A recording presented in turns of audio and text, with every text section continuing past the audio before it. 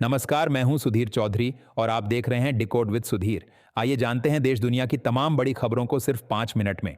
लेकिन इससे पहले आप कहां से न्यूज़ देख रहे हैं हमें कमेंट में बताना बिल्कुल ना भूले, और आपने इस वीडियो को लाइक नहीं किया है तो लाइक कर दें और चैनल को सब्सक्राइब कर लें।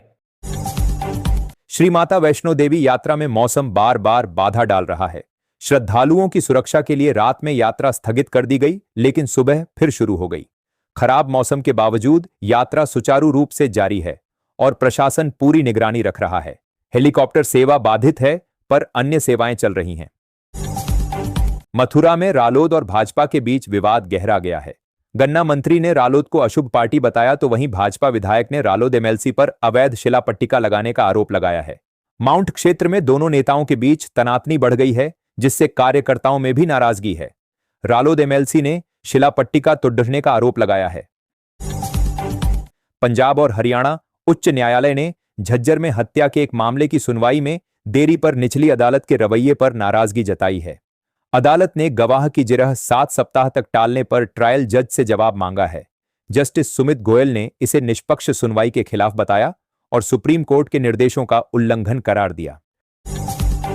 भारत और चीन के बीच हुई प्रतिनिधि स्तर की वार्ता में विदेश मंत्री एस जयशंकर ने आतंकवाद के खिलाफ लड़ाई को प्राथमिकता बताया।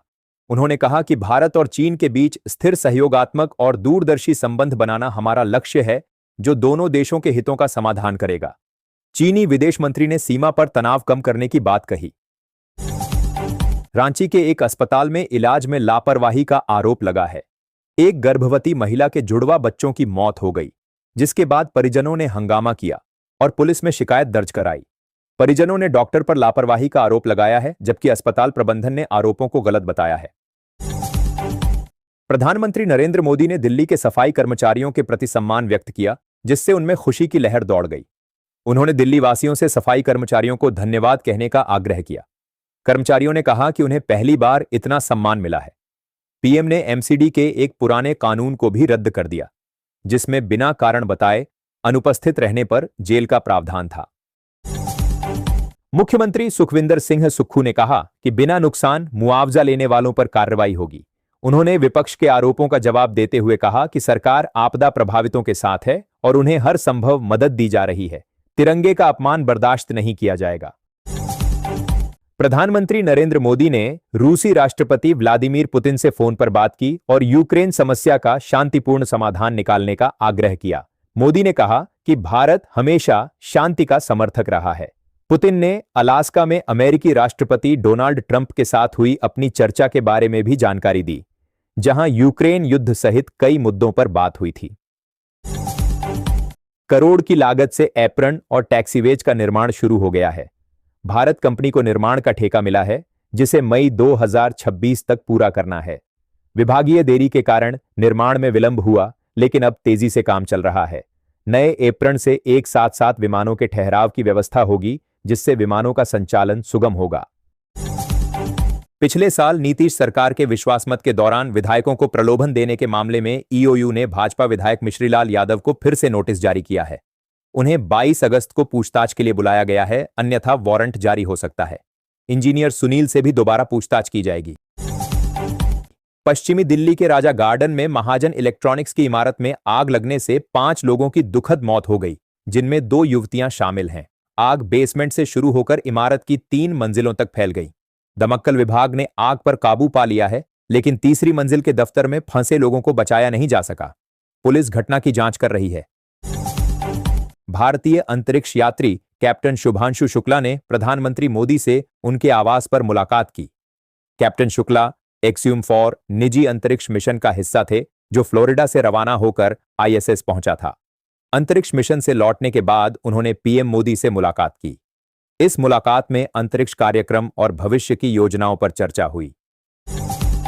सीपी राधाकृष्णन महाराष्ट्र के गवर्नर हैं, जिन्हें एनडीए ने उपराष्ट्रपति पद का उम्मीदवार बनाया है।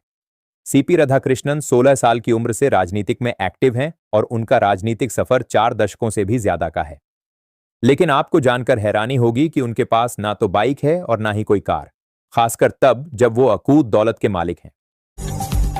कुल्लू में भारी बारिश के कारण लघाटी के समाना में बादल फटने से 3 दुकानें और एक बाइक बह गई। खेतों को भी नुकसान हुआ है।